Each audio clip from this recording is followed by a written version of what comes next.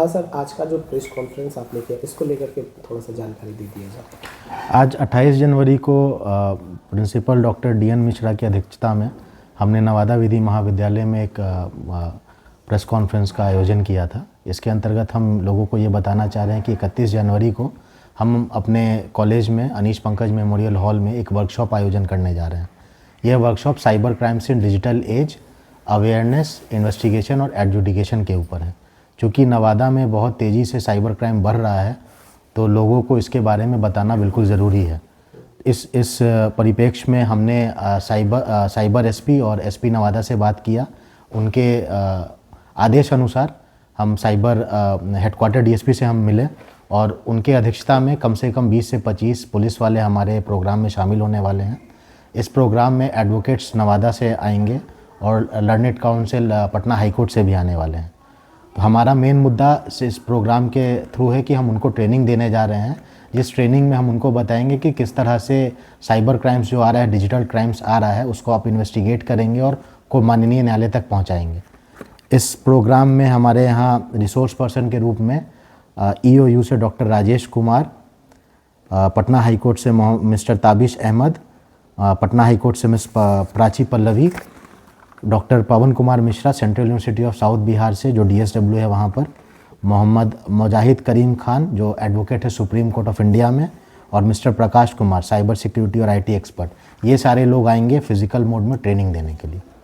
Cyber cell के लेकर के जैसे नवादा एक मुक्त हब बन गया है और इसको लेकर आप वर्कशॉप कर रहे हैं, तो मेन चीज़ क्या क्या रखेंगे? आपके जो वर्कशॉप का मेन कंटेंट क्या क्या होगा? मेन कंटेंट हमारे वर्कशॉप का है जैसे कि साइबर क्राइम होता है, क्राइम होने के बाद पुलिस अभी भी वो कन्वेंशनल पैटर्न्स ही अपनाई हुई है जिसमें पहले से चार्जशीट फाइल होता था। उनका अपना पुराना ही मेथड है किसी भी केस को डील करने का। क्योंकि डिजिटल एज का क्राइम है, ये डिजिटल तरीका खोजता है, तो उसके एविडेंस के लिए किस तरह से काम करना है। एक FSL होता है, फॉरेंसिक चीज़ होता है, उसमें हाँ लैब की टीम होती है। फिर उसमें आपका जो सोर्सेस जो आप साइबर में डिजिटल आप जिसको अरेस्ट कर रहे हैं, आप पकड़ रहे हैं साइबर क्रिमिनल्स को, तो उनके सोर्स को आइडेंटिफाई करना होता है। वो सोर्स कहाँ से आया है, क्योंकि वो सोर्स ऑथेंटिसिटी तक पहुँचते पहुँचते मैनिपुलेट हो जाता है। तो ये सारी चीज़ ट्रेनिंग जो पुराने लोग हैं पुलिस विभाग में उनको उतनी अच्छे से पता नहीं है। नए वाले जो आ रहे हैं, कमीशन से आ रहे हैं, उनको उनकी ट्रेनिंग प्रॉपर हो रही है, वो कर पा रहे हैं इस चीज़ को। तो हमारा मेन मोटिव इस वर्कशॉप से ये है कि जो पुराने लोग हैं और नए लोग हैं, साथ में जो हमारे रिसोर्स पर्सन आएंगे वो उनको ट्रेन करेंगे कि आप किस तरह से इन्वेस्टिगेशन करते मामला को कोर्ट तक पहुँचाएंगे। और कोर्ट में भी जब न्यायालय में ये बात जाता है तो ऐसा कोई कानून नहीं है साइबर सिक्योरिटी पे। हम IT एक्ट 2000 DPDP एक्ट जो आया है इसके अंतर्गत ही देखते हैं, जिसमें मैक्सिमम सज़ा साइबर क्रिमिनल्स को 7 साल का है। इसके कारण वो बड़ी हो जाते हैं।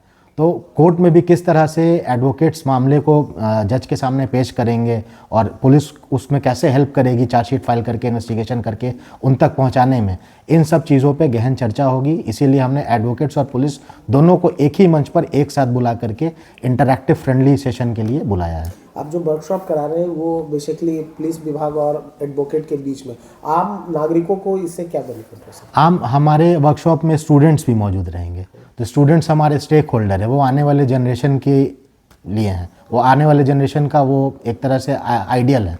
तो हम स्टूडेंट के मार्फत से भी उनको ट्रेनिंग करके उनके घर घर तक ये बात पहुंचा रहे हैं। और साथ ही हम अपने स्टूडेंट्स को भी बोल रहे हैं जो वर्कशॉप में प्रेजेंट रहेंगे, वो जो भी यहाँ सीखेंगे वर्कशॉप में, वो अपने सोसाइटी में, अपने घर में जा करके लोगों को बताएंगे, अपने फ्रेंड सर्किल में उस चीज़ को आगे बढ़ाएंगे। Thank you. ये टाइमिंग क्या होगा सर? टाइमिंग हमारा 10 बजे से शुरू होगा वर्कशॉप, जो 5 बजे शाम तक चलेगा। Thank you. ठीक।